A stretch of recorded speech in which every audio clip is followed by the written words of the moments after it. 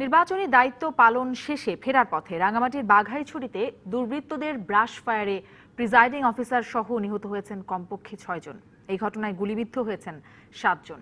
সোমবার সন্ধ্যায় বাঘাইছড়ির 9 মাইল এলাকায় এই ঘটনা ঘটে। নির্বাচনী পরিবেশ নিশ্চিত করতে শুক্রবার পার্বত্য 3 জেলার 25 উপজেলায় সেনা মোতায়েনের সিদ্ধান্ত নেয় নির্বাচন কমিশন। পরদিনই নির্বাচনকে কেন্দ্র করে রাঙ্গামাটির বাঘাইছড়ি উপজেলায় সন্তু গ্রুপের PCJSS এবং JSS সংস্কারের মধ্যে সংঘর্ষ হয়। তবে এ ঘটনায় কেউ হতাহত না হলেও নির্বাচনী পরিবেশের অবনতি ঘটে। ভোটারদের নিরাপত্তা এবং নির্বাচনী পরিবেশ বজায় রাখতে সেনাবাহিনী মোতায়েনের বিষয়টি নিশ্চিত করে ইসি। 3 পার্বত্য জেলাতে পাহাড়িদের মধ্যে যে উত্তেজনা থাকে সেটা প্রশমিত করার জন্য আমরা সেনাবাহিনীর সহযোগিতা চেয়েছি এবং সেভাবে সেনাবাহিনী সহযোগিতা থাকবে। সোমবার সকালে বাঘাইছড়ি উপজেলায় ভোট সুষ্ঠুভাবে শুরু হলেও সময় গড়ার সঙ্গে সঙ্গে পরিস্থিতির অবনতি ঘটে। ভোটারদের বাধা দেয়া, প্রতিদ্বন্দ্বী প্রার্থীদের পোলিং এজেন্টদের কেন্দ্রে ঢুকতে না দেওয়া সহ ভোট ডাকাতির প্রতিবাদে দুপুরের দিকে এই উপজেলার 3 চেয়ারম্যান প্রার্থী সহ 12 জন ভোট বর্জনের ঘোষণা দেয়। ভোট গ্রহণ স্থগিতের দাবি জানিয়ে বাঘাইছড়ি উপজেলায় যে কোনো অনাকাঙ্ক্ষিত পরিস্থিতির জন্য নির্বাচন কমিশন ও সরকার দায়ী থাকবে বলে হুঁশিয়ারি দেন পার্বত্য চট্টগ্রাম জনসংহতি সমিতি সমর্থিত প্রার্থীরা। ভোট গ্রহণ শেষে নির্বাচনী সরঞ্জাম নিয়ে ফেরার পথে সন্ধ্যায় বাঘাইছড়ির 9 মাইল এলাকায় দুর্বৃত্তদের ব্রাশ ফায়ারে প্রিজাইডিং অফিসার সহ বেশ কয়েকজন নিহত হয়েছেন। গুলিবিদ্ধদের মধ্যে পুলিশ ও আনসার সদস্য সহ নির্বাচন সংশ্লিষ্টরা রয়েছেন বলে জানা গেছে। আহতদের স্থানীয় হাসপাতালে চিকিৎসা দেওয়া হচ্ছে। কারা এই হামলা চালিয়েছে সে বিষয়ে এখনো নিশ্চিত হতে পারেনি পুলিশ। কাউসারা চৌধুরী কুমু, ডিবিসি নিউজ। এ বিষয়ে আরো জানতে টেলিফোনে কথা বলছি আমাদের সহকর্মী এনভিল চাকমার সঙ্গে। এনভিল, আপনি নিশ্চয়ই শুনতে পাচ্ছেন আমাকে। আপনার কাছ থেকে আসলে জানতে চাই যে এই ঘটনার পর এখন সেখানকার কি অবস্থা এবং সেই সাথে এই ঘটনার সাথে কারা জড়িত, কি উদ্দেশ্যে, সেই বিষয়ে কিছু জানা গেল কিনা? জি, ধন্যবাদ। এই ঘটনার পর এখানে সেখানকার পরিস্থিতি এখন টমটমে বিরাজ করছে এবং তার ফলে এখানে পরিস্থিতি স্বাভাবিক রাখতে বিজিবি, পুলিশ সহ আইন শৃঙ্খলা বাহিনীতে আসলে এখনো পর্যন্ত রাঙ্গামাটির বাঘাইছড়ি উপজেলার ভারপ্রাপ্ত কর্মকর্তা বন্ধুর সাথে কথা বলে জানা এখনো পর্যন্ত তারা নিশ্চিত করতে পারেনি আসলে কে বা কারা এই ঘটনার সাথে জড়িত। তো তারা চেষ্টা চালিয়ে যাচ্ছে কারা আসলে এই পেছনে কারা ছিল আসলে। আর আরেকটা জানিয়ে রাখি যে এখনো পর্যন্ত আমি যেটা পেয়েছি সেটা হচ্ছে 7 জন মারা গেছেন। তার মধ্যে হচ্ছেন ঘটনাস্থলে মারা গেছে আনসার ও বিজিবি সদস্য বিলকিস আক্তার, সহকারী পুলিশ অফিসার ও কিশলয় সরকারি প্রাথমিক বিদ্যালয়ের সহকারী শিক্ষক আমির হোসেন, আনসার বিজিবি সদস্য আল আমিন। এছাড়া নিহতদের লাশ স্বাস্থ্য কমপ্লেক্সে রাখা হয়েছে। আর গুরুতর আহত এক্সপোর্টে গুরুতর আহতের মধ্যে বাঘাইছড়ি স্বাস্থ্য কমপ্লেক্সে নিয়ে আসার পর আনসার সদস্য মন্টু চাকমা, নীলকান্তি দত্ত, আনসার বিজিবি সদস্য নেত্রী জাহানারা বাঘাইছড়ি স্বাস্থ্য কমপ্লেক্সে মারা যান। এছাড়া আরো 14 জন আহত হয়েছেন বলে আমাদেরকে জানান। তাদেরকে চট্টগ্রামের সম্মিলিত সামরিক হাসপাতালে নিয়ে যাওয়া হবে বলে জানিয়েছেন এবং হেলিকপ্টার এই যোগে তাদেরকে নিয়ে যাওয়া হবে বলে জানে। আসলে এটা ছিল আমার কাছে সর্বশেষ। জি এনভিল, ধন্যবাদ আপনাকে। এই বিষয়ে যে কোনো তথ্য জানা মাত্রই নিশ্চয়ই আপনি আমাদেরকে জানাবেন। ধন্যবাদ এনভিল আমাদের সাথে সংযুক্ত হওয়ার জন্য। কয়েকটি বিচ্ছিন্ন ঘটনা ছাড়া মোটামুটি শান্তিপূর্ণভাবে সম্পন্ন হয়েছে দ্বিতীয় ধাপের 116টি উপজেলা নির্বাচন। এখন চলছে গণনা। এ পর্যন্ত 27টি উপজেলার চেয়ারম্যান পদে বেসরকারি ফলাফল পাওয়া গেছে। এর মধ্যে আওয়ামী লীগ পেয়েছে 15টি, আওয়ামী লীগের বিদ্রোহী প্রার্থী জয়লাভ করেছেন 11টিতে, আর স্বতন্ত্র প্রার্থী জয়লাভ করেছেন 1টি উপজেলায়। সিলেটের 12টি উপজেলায় নির্বাচন অনুষ্ঠিত হয়েছে। জয়ন্তাপুর ও কানাইঘাটে জাল ভোট দেওয়া ও সহায়তার অভিযোগে পোলিং অফিসার সহ 10 জনকে আটক করা হয়। চট্টগ্রামের 5টি উপজেলায় ভোট গ্রহণ হয়েছে।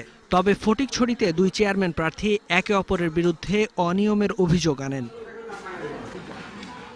রাঙামাটির নানিয়ারচর, বাঘাইছড়ি ও কাউখালী উপজেলায় কেন্দ্র দখল ও জাল ভোট দেওয়ার অভিযোগ এনে 5 চেয়ারম্যান ও 7 ভাইস চেয়ারম্যান প্রার্থী নির্বাচন বর্জন করেন। এছাড়া খাগড়াছড়িতে কেন্দ্র দখল ও কারচুপির অভিযোগে 3 স্বতন্ত্র প্রার্থী ভোট বর্জন করেন।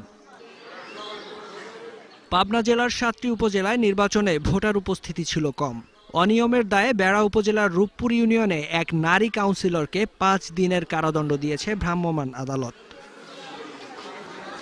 প্রিজাইডিং অফিসারের সঙ্গে অশোভন আচরণ করায় গাইবান্ধার ফুলছড়ি উপজেলার স্বতন্ত্র প্রার্থী বেলাল হোসেনকে আটক করা হয়েছে। প্রিজাইডিং অফিসারকে মারধরের অভিযোগে রংপুরের পীরগাছায় আওয়ামী লীগের চেয়ারম্যান প্রার্থী আব্দুল্লাহ আল মাহমুদ মিলনকে আটক করা হলেও পরে ছেড়ে দেয়া হয়। এছাড়া মৌলভীবাজারের রাজনগরে স্বতন্ত্র প্রার্থীর বিরুদ্ধে অনিয়মের অভিযোগ এনে নির্বাচন বর্জন করেন আওয়ামী লীগের চেয়ারম্যান প্রার্থী আসকির খান। এছাড়া বান্দরবান, কক্সবাজার, দিনাজপুর, ঠাকুরগাঁও, বগুড়া, নওগাঁ ও ফরিদপুর সহ দেশের 116টি উপজেলায় শান্তিপূর্ণ ভোট গ্রহণ হয়েছে। দ্বিতীয় ধাপে 129টি উপজেলায় নির্বাচনের তফসিল ঘোষণা করে নির্বাচন কমিশন। আদালতের আদেশে 1টি এবং অন্যান্য জটিলতায় 6টি উপজেলায় ভোট স্থগিত করা হয়। বিনা প্রতিদ্বন্দ্বিতায় চেয়ারম্যান পদে নির্বাচিত হয়েছেন 24 জন। আর সব পদেই বিনা প্রতিদ্বন্দ্বিতায় নির্বাচিত হওয়ায় ভোট হয়নি 6 উপজেলায়। ফেরদৌস আবির, ডিবিসি নিউজ ডেস্ক। দ্বিতীয় ধাপের উপজেলা পরিষদ নির্বাচন সুষ্ঠু হয়েছে বলে জানিয়েছেন নির্বাচন কমিশনার সচিব হেলালুদ্দিন আহমেদ। বিকেলে নির্বাচন পরবর্তী সংবাদ সম্মেলনে এই তথ্য জানিয়েছেন তিনি। উপজেলার 7039টি কেন্দ্রে এই নির্বাচন অনুষ্ঠিত হয়েছে এবং শান্তিপূর্ণ, অবাধ ও সুষ্ঠু নিরপেক্ষভাবে এই নির্বাচন। আসন্ন যে পৌরসভা নির্বাচনগুলো হবে ওই পৌরসভা নির্বাচনগুলোতে আমরা এই ব্যালট পেপারগুলো সকালে পাঠাবো এবং সকাল 8টার পরিবর্তে সকাল 9টায় ভোট গ্রহণ শুরু হবে। বঙ্গবন্ধু শেখ মুজিবুর রহমান নির্যাতিত ও নিপীড়িত বাঙালির অধিকার নিয়ে কথা বলতেন। এর মধ্য দিয়ে তাদের মনে স্বাধীনতার আকাঙ্ক্ষা তৈরি করেছিলেন। ভাষা আন্দোলন থেকে শুরু করে প্রত্যেকটি আন্দোলনের জন্য জেলে গেছেন, যার ফলশ্রুতিতে আমরা একটি স্বাধীন দেশ পেয়েছি।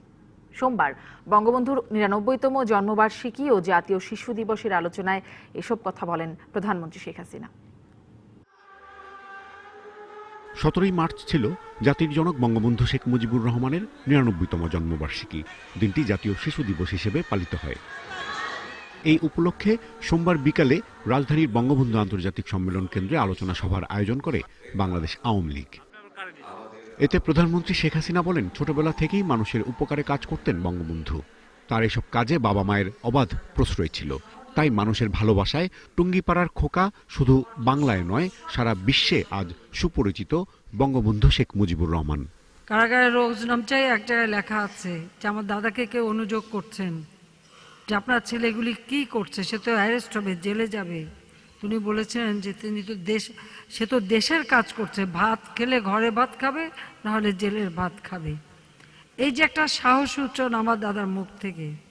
ভাষা আন্দোলন সহ বাঙালির অধিকার আদায়ের সংগ্রামে বঙ্গবন্ধুর নেতৃত্বের কথা তুলে ধরেন শেখ হাসিনা। বারবার তার অবদান মুছে ফেলার পাশাপাশি স্বাধীনতার পরও সমাজে বিভক্তি বাড়ানোর ষড়যন্ত্র হয় বলে উল্লেখ করেন প্রধানমন্ত্রী। কথা বলেন বাকশালের নির্বাচন পদ্ধতি নিয়েও। সেকালেই তিনি এই জাতীয় ঐক্য সৃষ্টি করে নির্বাচন একটা পদ্ধতি এনেছিলেন যে সেখানে কেউ অতিরিক্ত অর্থ ব্যয় করতে পারবে না। আমি নিজে জিজ্ঞাসা করেছিলাম যে আপনি এই পদ্ধতিটা করলেন কেন? তখন বললেন, নির্বাচন যেন অর্থ আর লাঠি দ্বারা নিয়ন্ত্রিত না হয়, নির্বাচনের অধিকার যেন জনগণের কাছে ভোটের অধিকারটা থাকে, সেটা নিশ্চিত করবার জন্যই এই পদ্ধতিটা আমি শুরু করেছি। বাংলার মাটিতে জঙ্গি সন্ত্রাসীরা যেন কখনো ক্ষমতায় আসতে না পারে সে বিষয়ে সচেতন থাকতে দেশবাসীর প্রতি আহ্বান জানান প্রধানমন্ত্রী।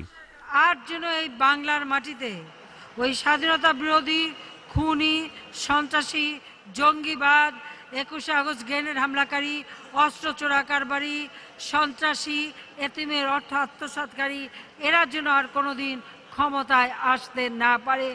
Rajib Ghosh, DBC news, Dhaka. ঢাকা বিশ্ববিদ্যালয় কেন্দ্রীয় ছাত্র সংসদ ডাকসুর নবনির্বাচিত প্রতিনিধিদের অভিষেক অনুষ্ঠিত হবে 23শে মার্চ। সন্ধ্যায় বিশ্ববিদ্যালয়ের 18টি হলের প্রভোস্টের সাথে বিশ্ববিদ্যালয় প্রশাসনের বৈঠকে এই সিদ্ধান্ত হয়। 23শে মার্চ বেলা 11টায় অনুষ্ঠিত হবে এই অভিষেক। তবে হল সংসদের বিজয়ীদের অভিষেকের দিনক্ষণ ঠিক হয়নি এখনো। ডাকসু নেতাদের অভিষেকের পর সুবিধামতো সময়ে হল সংসদ নেতাদের অভিষেক হবে বলে সিদ্ধান্ত হয় সভায়। আগামী 23শে মার্চ অনুষ্ঠিত হচ্ছে ডাকসুর নবনির্বাচিত নেতাদের অভিষেক অনুষ্ঠান, যেটা এই মুহূর্তে জানালাম। আর সেখানে ঢাকা বিশ্ববিদ্যালয়ে আছেন সহকর্মী ফাহমিদা শম্পা। আমরা সরাসরি যোগ দিচ্ছি শম্পার সাথে। শম্পা, অভিষেকের তারিখ তো ঠিক হলো, এরপরই আর সবশেষ কি খবর আছে? হ্যাঁ শম্পা।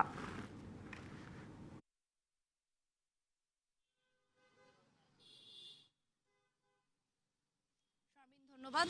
যেমনটি আমরা জানিয়েছিলাম বা যেই তারিখটির জন্য আসলে আমরা সন্ধ্যার পর থেকে অপেক্ষা করছিলাম, ভিসির বাসভবনে 18টি হলের প্রভোস্টদের সাথে ভিসি, প্রভিসি এবং প্রক্টর মহোদয়ের একটি মিটিং হয়েছিল, প্রভোস্ট কমিটির মিটিং, যেখানে আসলে ডাকসুর নবনির্বাচিত যে প্রতিনিধিরা আছে তাদেরকে আনুষ্ঠানিকভাবে তাদের দায়িত্ব বুঝিয়ে দেওয়ার দিনক্ষণ তারিখ ঠিক করার কথা ছিল এবং সেই ঘোষণাটি যথারীতি এসেছে। প্রায় 1 ঘন্টা, 7:30 থেকে 8:30 পর্যন্ত মিটিংটি হয়েছে এবং তারপরই তারা জানিয়েছেন যে 23শে মার্চ ডাকসুর যারা নবনির্বাচিত প্রতিনিধিরা আছেন তাদেরকে বেলা 11টার সময় ভিসির কার্যালয়ে আনুষ্ঠানিকভাবে তাদের সাথে বসে তাদেরকে তাদের দায়িত্ব বুঝিয়ে দেওয়া হবে এবং তাদের সাথে পরবর্তী কর্মপন্থা ঠিক করবার জন্য একটি মত বিনিময় সভার আয়োজন করা হয়েছে এবং এইটিকেই কিন্তু আসলে মানদণ্ড ধরা হবে। এই 23শে মার্চের পর থেকে আগামী 1 বছর এই নবনির্বাচিত যে প্যানেলটি আছে তারা 1 বছর জন্য ডাকসুর ছাত্রদের কল্যাণের জন্য ছাত্র প্রতিনিধি হিসেবে তারা কাজ করবেন এবং হল সংসদের ব্যাপারগুলো বলা হয়েছে। পরবর্তীতে হল সংসদ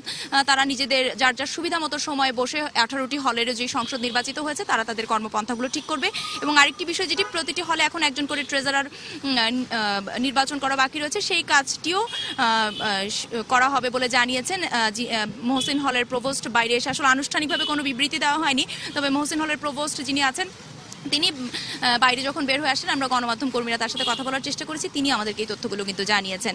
আর আরেকটি বিষয় জানিয়ে রাখি যে আনুষ্ঠানিকভাবে দায়িত্ব বুঝিয়ে দেবার দিনক্ষণ যদিও ঠিক হয়েছে, তারপরেও কিন্তু ছাত্রলীগের যারা প্যানেল থেকে নির্বাচিত হয়েছে ডাকসুতে তারা বলছে যে যত দ্রুত সম্ভব এসব আনুষ্ঠানিকতা শেষ করে তারা আসলে কাজ শুরু করে দিতে চায়। এদিকে নতুন যে ভিপি আছে তিনি কিন্তু এখনো আসলে দায়িত্ব নিবেন কি নিবেন না সেই বিষয়ে সিদ্ধান্ত পরিষ্কারভাবে আমাদেরকে জানায়নি। তো শারমিন, এই ছিল আমার কাছে সবশেষ তথ্য। ধন্যবাদ শম্পা যুক্ত হবার জন্য। আমাদের সহকর্মী ফাহমিদা শম্পার কাছ থেকে জানছিলাম সবশেষ। এদিকে ডাকসুর পুনর্নির্বাচনের দাবিতে ভিসি কার্যালয়ের সামনে অবস্থান সহ নানান কর্মসূচি দিলেও ক্যাম্পাসে ছিলেন না ডাকসুর ভিপি নুরুল হক ও আরেক প্রার্থী লিটন নন্দী। বর্জন কর্মসূচির মধ্যেই সব ক্লাস ও পরীক্ষা অনুষ্ঠিত হয়েছে। রবিবার কিছু সময়ের ব্যবধানে ডাকসুর পুনর্নির্বাচন, উপাচার্যের পদত্যাগ দাবিতে অবস্থান ও ক্লাস পরীক্ষা বর্জনের কর্মসূচি ঘোষণা করা হয়। সোমবার কর্মসূচির অংশ হিসেবে বেলা 12টায় রাজু ভাস্কর্যের সামনে জড়ো হন আন্দোলনকারীরা। ক্যাম্পাসে মিছিল শেষে অবস্থান নেন ভিসি কার্যালয়ের সামনে। পরে নুরুল প্যানেলের জিএস প্রার্থী কর্মসূচিতে নতুন ভিপির উপস্থিত না থাকার কারণ ব্যাখ্যা করেন। এছাড়া ফোনে লিটন নন্দী গণমাধ্যমকে জানান পরিবারের সদস্যদের অসুস্থতার কারণে তিনি যোগ দিতে পারেননি। সে এখনো পর্যন্ত মেডিকেলে ভর্তি আছে এবং সে অসুস্থ। সে বিভিন্ন সময় আমাদের সাথে এসেছে এবং সে বিভিন্নভাবে শারীরিক এবং মানসিকভাবে সে নির্যাতনের শিকার হয়েছে এবং আমরা সংগঠনের পক্ষ থেকে এখানে এসেছি এবং আমাদের সাংগঠনিক সিদ্ধান্ত চূড়ান্ত সিদ্ধান্ত। দীর্ঘ সময় অবস্থান করে উপাচার্যের দেখা না পাওয়ায় আন্দোলনকারীরা চলে যান। এদিকে বিশ্ববিদ্যালয় প্রশাসন জানিয়েছে পূর্ব নির্ধারিত সব ক্লাস পরীক্ষা অনুষ্ঠিত হয়েছে। বিকাশ বিশ্বাস, ডিবিসি নিউজ, ঢাকা। এবার নেদারল্যান্ডসের উট্রেক্ট শহরে ট্রামে বন্দুকধারীর হামলায় 3 জন নিহত এবং অন্তত 9 জন আহত হয়েছে। হামলাকারী পালিয়ে গেছে বলে জানিয়েছে পুলিশ। স্থানীয় সময় সোমবার সকাল 10:45 উট্রেক্টের অক্টোবর 24 ট্রাম স্টেশনে এই ঘটনা ঘটে। এই ঘটনায় অন্তত 20 জন হাসপাতালে চিকিৎসাধীন আছেন। হামলাকারী একজন ছিল বলে জানিয়েছে পুলিশ। এক বিবৃতিতে তার পরিচয় ও ছবি প্রকাশ করেছে উট্রেক্ট শহরের মেয়র। সন্দেহভাজন হামলাকারী তুর্কি বংশোদ্ভূত গোকমেন তানিস এবং তার বয়স 37 বছর। হামলার পেছনে সন্ত্রাসীমূলক উদ্দেশ্য থাকতে পারে বলে উট্রেক্ট শহরের সর্বোচ্চ সতর্কতা জারি করা হয়েছে। ট্রাম স্টেশনের আশেপাশের রাস্তাগুলো বন্ধ আছে এবং ওই এলাকার ভবনগুলোতে অভিযান চালাচ্ছে পুলিশের কমান্ডো দল। হামলার পরপরই দেশটির প্রধানমন্ত্রীর সঙ্গে বৈঠক করেছেন সন্ত্রাস বিরোধী সংস্থার প্রধান। এছাড়া নেদারল্যান্ডস জুড়ে নিরাপত্তা ব্যবস্থা জোরদার করা হয়েছে। নিউজিল্যান্ডের অস্ত্র আইনে পরিবর্তনে একমত হয়েছে দেশটির মন্ত্রিসভা। সোমবার এই বিষয়ে মন্ত্রিসভার জরুরি বৈঠক শেষে এই তথ্য জানিয়েছেন প্রধানমন্ত্রী জাসিন্ডা আর্ডেন। হামলার 4 দিন পর স্বাভাবিক হতে শুরু করেছে ক্রাইস্ট চার্চের পরিবেশ। এদিকে ক্রাইস্ট চার্চ হামলায় নিহতদের নিজ দেশে নিতে আগ্রহী পরিবারের একজনকে নিউজিল্যান্ডে পাঠানোর আহ্বান জানিয়েছে দেশটির সরকার। শান্তিপূর্ণ নিউজিল্যান্ডের অস্ত্র আইন অনেকটাই ঢিলেঢালা। দেশটিতে মোট জনসংখ্যা 50 লাখ হলেও 12 লাখ মানুষেরই রয়েছে বৈধ অস্ত্র। এদেশে অস্ত্র ক্রেতা থেকে অস্ত্র ব্যবসায়ীদের দিকে বেশি নজর দেওয়া হয়। বন্দুকধারীর নিবন্ধন হলেও নিবন্ধন হয় না অস্ত্রের। শুক্রবার পরপর 2টি মসজিদে বৈধ অস্ত্র দিয়েই 50 জনকে মেরে ফেলার ঘটনার পর নড়েচড়ে বসেছে দেশটির সরকার। দাবি ওঠে অস্ত্র আইন কঠোর করার। সোমবার দেশটির মন্ত্রিসভার বৈঠকে সিদ্ধান্ত হয় পরিবর্তন আনা হবে দেশটির অস্ত্র আইনের। বৈঠক শেষে প্রধানমন্ত্রী জাসিন্ডা আর্ডেন জানান, নিউজিল্যান্ডের নিরাপত্তায় তিনি প্রতিজ্ঞাবদ্ধ। আমার মন্ত্রিসভায় আজ সিদ্ধান্ত নিয়েছি শিগগিরই আমাদের অস্ত্র আইন পরিবর্তন করব। আগামী 25শে মার্চ এই বিষয়ে আমরা বিস্তারিত তথ্য প্রকাশ করব। অবশ্যই আমাদের দেশের নিরাপত্তার বিষয়টি নিশ্চিত করতে হবে।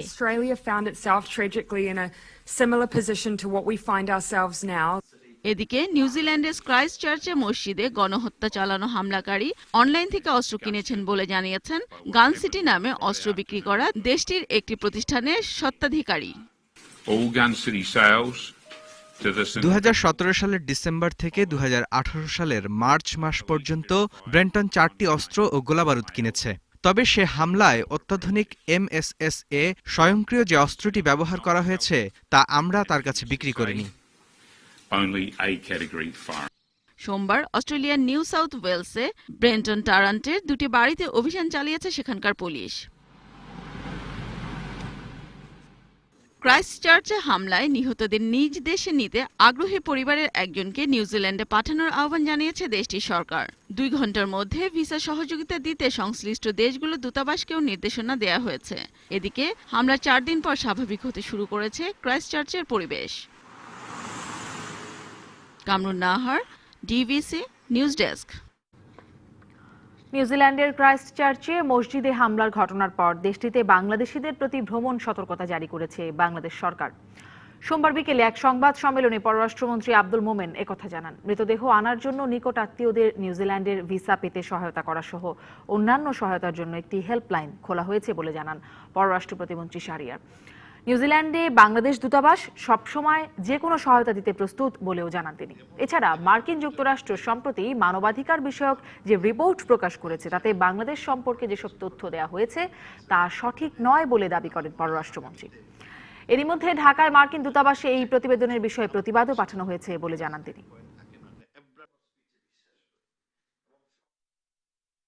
এই সন্ত্রাসী কর্মকাণ্ডের প্রেক্ষিতে বাংলাদেশ সরকার নিউজিল্যান্ডে বসবাসরত এবং সফররত বাংলাদেশি নাগরিকদের উদ্দেশ্যে ভ্রমণ সতর্কতা জারি করার বিষয়ে নির্দেশ প্রদান করেছে।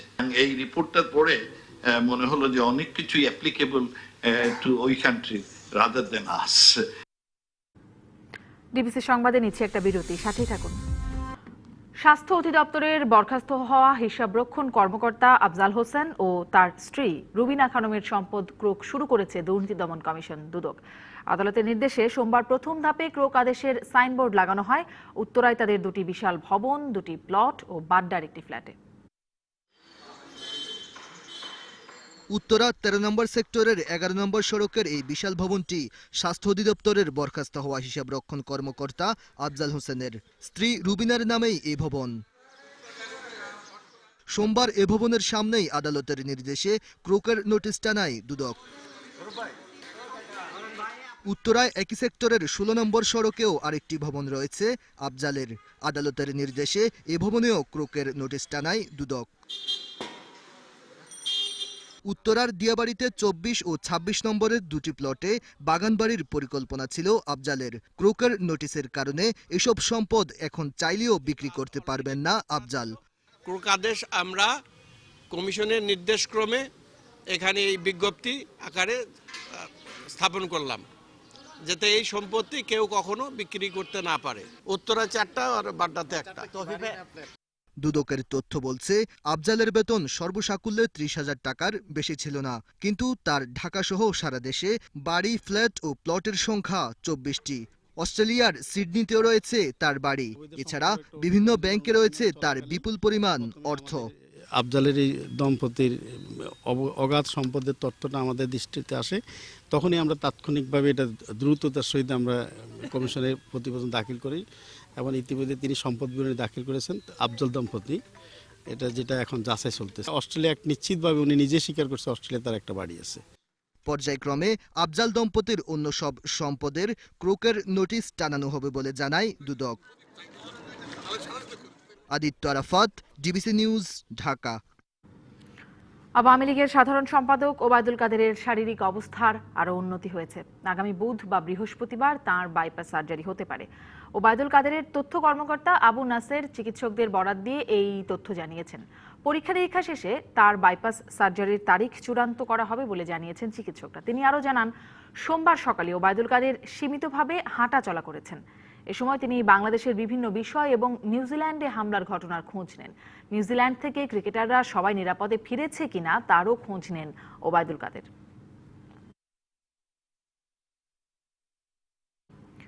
অসুস্থ থাকায় গ্যাটকো দুর্নীতি মামলায় বকশীবাজারে বিশেষ আদালতে হাজির হননি BNP chairperson Khaleda Zia. 17 April পরবর্তী শুনানির দিন ধার্য করেছেন ঢাকার 3 নম্বর বিশেষ জজ আবু সৈয়দ দিলজার হোসেন। এই মামলার অভিযোগপত্রের বৈধতা চ্যালেঞ্জ করে মামলা বাতিল চেয়ে রিট আবেদন করেছিলেন খালেদা জিয়া। এই কারণে প্রায় 8 বছর নিম্ন আদালতে বিচারিক কার্যক্রম বন্ধ ছিল। রিট খারিজ করে উচ্চ আদালত 2016 সালের 23 ফেব্রুয়ারি খালেদা জিয়াকে 2 মাসের মধ্যে আত্মসমর্পণের নির্দেশ দেয়। উচ্চ আদালতের নির্দেশে ওই বছরের 5 এপ্রিল আত্মসমর্পণ করে জামিন পান খালেদা জিয়া। 2007 সালের 2রা সেপ্টেম্বর দুদকের উপপরিচালক গোলাম শাহরিয়ার 13 জনের বিরুদ্ধে তেজগাঁও থানায় মামলাটি করেন।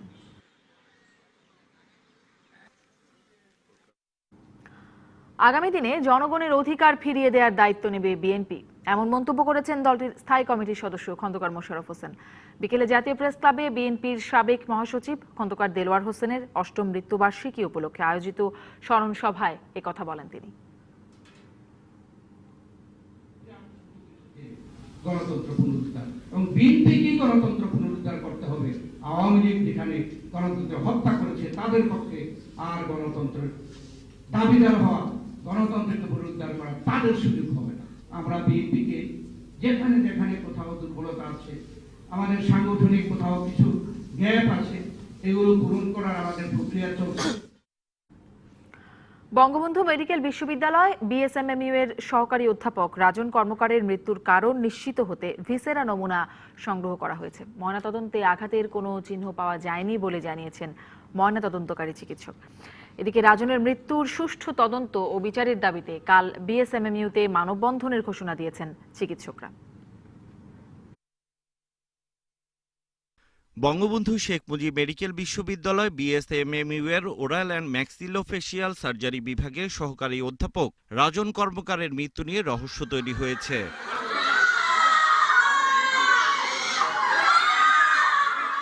গণমাধ্যমে এ নিয়ে কোনো কথা না বললেও তাকে হত্যা করা হয়েছে বলে অভিযোগ করে রাজধানীর শেরেবাংলানগর থানায় এজাহার দায়ের করেছেন তার মামা সুজন কর্মকার। রাজনের মৃত্যুর কারণ নিশ্চিত হতে ভিসেরা নমুনা সংগ্রহ করেছেন ময়নাতদন্তকারী চিকিৎসক। মৃত্যুর সঠিক কারণ নির্ণয় এবং মতামত দেওয়ার জন্য 1 থেকে 1.5 মাস সময় লাগবে। এই জন্য যে কেমিক্যাল অ্যানালাইসিস রিপোর্ট এবং হিস্টোপ্যাথোলজি রিপোর্ট আসার পর তারপর আমরা চূড়ান্ত মতামত মৃত্যুর কারণ সম্বন্ধে দেব। ময়নাতদন্তের পর রাজনের মরদেহ তার মামার কাছে হস্তান্তর করা হয়।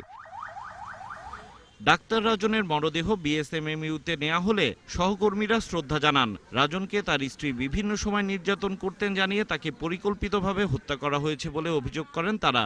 আমরা যাদেরকে সন্দেহভাজন মনে করছি তারা প্রভাবশালী, তো এটা আমরা সবাই জানি যে কোনোভাবে মামলা বিভিন্ন দিকে প্রবাহিত করার একটা অপচেষ্টা চলতে পারে। আমরা সঠিক তদন্ত চাই, অপরাধী ধরা পড়ুক এবং অবিলম্বে তাকে গ্রেপ্তার চাই। দুপুর 12টার সময় আমরা শাহবাগ এই চত্বরে মানববন্ধন করব। রবিবার ভোরে রাজধানীর ইন্দিরা রোডের বাসা থেকে রাজনকে সংজ্ঞাহীন অবস্থায় স্কয়ার হাসপাতালে নিয়ে গেলে চিকিৎসকরা তাকে মৃত ঘোষণা করেন। প্রায় ৩ বছর আগে খাদ্যমন্ত্রী সাধন চন্দ্র মজুমদারের বড় মেয়ে কৃষ্ণা কাবেরী মজুমদারকে বিয়ে করেন রাজন কর্মকার। হিমেল মাহবুব, ডিবিসি নিউজ, ঢাকা। সর্বোচ্চ ২ বছর কারাদণ্ড ও ৫ লাখ টাকা জরিমানার বিধান রেখে মৎস্য ও মৎস্য পণ্য পরিদর্শন ও মান নিয়ন্ত্রণ আইনের খসড়ার নীতিগত অনুমোদন দিয়েছে মন্ত্রিসভা। সকালে প্রধানমন্ত্রীর কার্যালয়ে প্রধানমন্ত্রী শেখ হাসিনার সভাপতিত্বে মন্ত্রিসভার বৈঠকে এই সিদ্ধান্ত নেওয়া হয়। আইনের খসড়ায় বলা হয়, দ্বিতীয়বার এই আইন অমান্য করলে শাস্তি দ্বিগুণ হবে।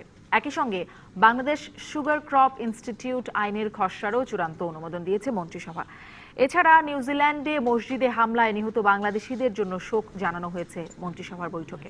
পরে মন্ত্রিসভার বৈঠক নিয়ে ব্রিফ করেন মন্ত্রিপরিষদ সচিব।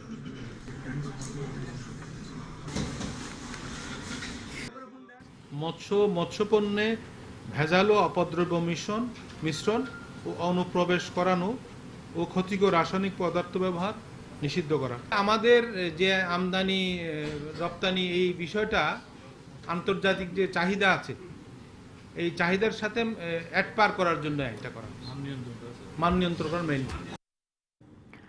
নরসিংদীর শিবপুরে মা মেয়েকে গণধর্ষণ মামলার মূল আসামি মোখলেসকে মাধবদী থেকে গ্রেপ্তার করেছে র্যাব। বিকেলে নারায়ণগঞ্জের সিদ্ধিরগঞ্জে র্যাব ১১ এর কার্যালয়ে সংবাদ সম্মেলনে এই তথ্য জানানো হয়। র্যাব জানায়, নরসিংদীর মাধবদীতে আত্মগোপনে ছিল মোখলেস। ভোরে তাকে গ্রেপ্তার করা হয়। এর আগে শুক্রবার ২ আসামিকে গ্রেপ্তার করে পুলিশ। তাদের দেয়া তথ্যের ভিত্তিতে আজ তাকে আটক করা হয়। র্যাব জানায়, জিজ্ঞাসাবাদে ধর্ষণের দায় স্বীকার করেছে মোখলেস। তার বিরুদ্ধে ধর্ষণ এবং অস্ত্র আইন সহ বিভিন্ন অভিযোগে আরও ৬টি মামলা রয়েছে। পুলিশ জানায়, শুক্রবার সন্ধ্যায় মা, মেয়ে ও তাদের স্বজন সহ ৫ নারী বাসে করে ঢাকা থেকে হবিগঞ্জ বাড়ি ফিরছিলেন। বাসটি ঢাকা সিলেট মহাসড়কের শিবপুরের সৃষ্টিগড় বাস স্ট্যান্ডের কাছে বিকল হয়ে যায়। এ সময় স্থানীয় ৬ জন তাদের বাসে উঠিয়ে দেওয়ার কথা বলে মা ও মেয়েকে সেখানকার একটি জুট মিলের পরিত্যক্ত কক্ষে নিয়ে যায়। সেখানে আসামিরা ২টি কক্ষে তাদের ধর্ষণ করে। এক পর্যায়ে তারা চিৎকার শুরু করলে আসামিরা পালিয়ে যায়। মুক্তিযুদ্ধে নারীদের অবদান এখনো যথাযথভাবে স্বীকৃতি পায়নি। সে সময় নারীরা যে অবদান রেখেছেন তা নিয়ে এখনো আলাদা করে কথা বলতে হয়, এমন মন্তব্য করেছেন মানবাধিকার কর্মী অ্যাডভোকেট সুলতানা কামাল। সন্ধ্যায় ধানমন্ডির জ্ঞানতাপস আব্দুর রাজ্জাক ফাউন্ডেশন আয়োজিত বিদ্যাপীঠ বৈঠকের আয়োজনে মুক্তিযুদ্ধে নারী, বাংলাদেশ হাসপাতাল বিশ্রামগঞ্জ ১৯৭১ শিরোনামে এই স্মৃতিচারণে অংশ নেন ৬ জন নারী মুক্তিযোদ্ধা। ১৯৭১ সালে মুক্তিযুদ্ধকালে বিশ্রামগঞ্জের বাংলাদেশ ফিল্ড হাসপাতালে নার্স হিসেবে দায়িত্ব পালন করেন এই ৬ নারী। এরা হলেন সাইয়েদা কামাল, মিনু বিল্লা, সুলতানা কামাল, আসমা নিসার, রেশমা আমিন ও খুকু আহমেদ। একদম জঙ্গল, পুরো জঙ্গলের মধ্যে 4টা তাঁবু থাকে, আমাদের থাকার মেন সবার জায়গা, আর তাঁবুর মধ্যেই হাসপাতাল। এভাবে 1 মাস ছিলাম ওখানে দাউদাবাড়িতে। মুক্তিযুদ্ধের প্রায় 50 বছর পূর্ণ করছি আমরা। এখনো আমাদেরকে ওই দায়িত্বটা পালন করতে হয় যে সেই সময় নারীরা কি ভূমিকা পালন করেছে সেটা প্রতিষ্ঠিত করা। অসাধু ঋণ গ্রহীতা এবং ইচ্ছাকৃত খেলাপিদের বিরুদ্ধে আইনের সর্বোচ্চ প্রয়োগ করা হবে বলে হুঁশিয়ারি দিলেন অর্থমন্ত্রী আ.হ.ম মোস্তফা কামাল। বিকেলে রাজধানীর শেরেবাংলা নগরের এনএসি সম্মেলন কক্ষে রাষ্ট্রায়ত্ত ব্যাংকের পরিচালকদের নিয়ে বৈঠক করেন তিনি। এ সময় দেশের ব্যাংকিং খাতের সম্পদের বিষয়ে খোঁজ খবর নেন মন্ত্রী। ব্যাংকিং খাতে শিগগিরই বিশেষ অডিট হবে বলেও জানান মোস্তফা কামাল। বৈঠক শেষে তিনি সাংবাদিকদের বলেন, ব্যাংকের পরিচালনা পর্ষদ সদস্য হতে হলে অবশ্যই ব্যাংকিং সম্পর্কে ধারণা থাকতে হবে। অদক্ষ অসাধু ব্যক্তিরা যাতে পরিচালক হতে না পারেন সে বিষয়ে ব্যবস্থা নেওয়ার কথা জানান তিনি। অর্থমন্ত্রী বলেন, যারা ভালো ব্যবসায়ী তাদের সব ধরনের সহায়তা দেওয়া হবে, সেই সঙ্গে অসাধুদের কোনো ছাড় দেওয়া হবে না। উল্লেখ করে মোস্তফা কামাল বলেন, ইচ্ছাকৃত খেলাপিদের ধরতে আইনের সর্বোচ্চ প্রয়োগ করা হবে। চলতি অর্থবছরে জিডিপি প্রবৃদ্ধি 8% বেশি হবে আশা করে অর্থমন্ত্রী বলেন, আসছে বাজেটে ব্যাংক ঋণ সরল সুদ গণনার নির্দেশনা থাকবে। বাজেটে দেশে প্রথমবারের মতো রংপুর অঞ্চলে পরীক্ষামূলকভাবে শস্য বীমা চালু করার কথাও জানান অর্থমন্ত্রী।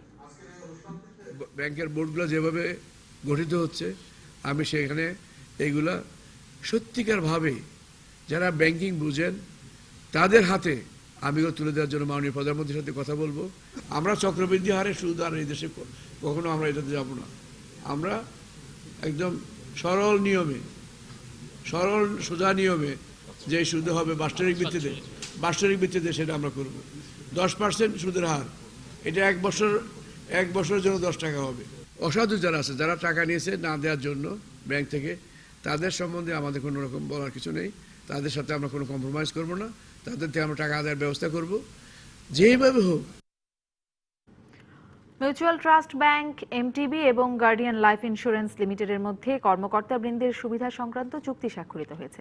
এই চুক্তির আওতায় এমটিবির কর্মকর্তাবৃন্দ ও তাদের সংশ্লিষ্ট পরিবারের সদস্যরা গার্ডিয়ান লাইফ ইন্স্যুরেন্স লিমিটেডের মাধ্যমে ইন্স্যুরেন্স কভারেজ ও সুবিধাদি গ্রহণ করতে পারবেন।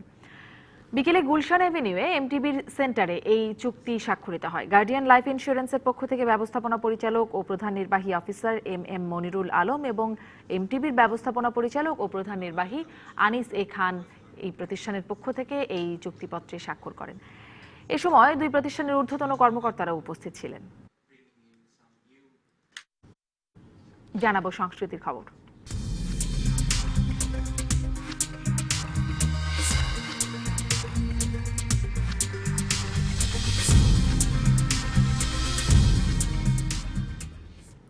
ধানমন্ডির ছায়ানট ভবনে অনুষ্ঠিত হল সংস্কৃতি জন ওয়াহিদুল হক স্মারক আয়োজন দেশঘরের গান।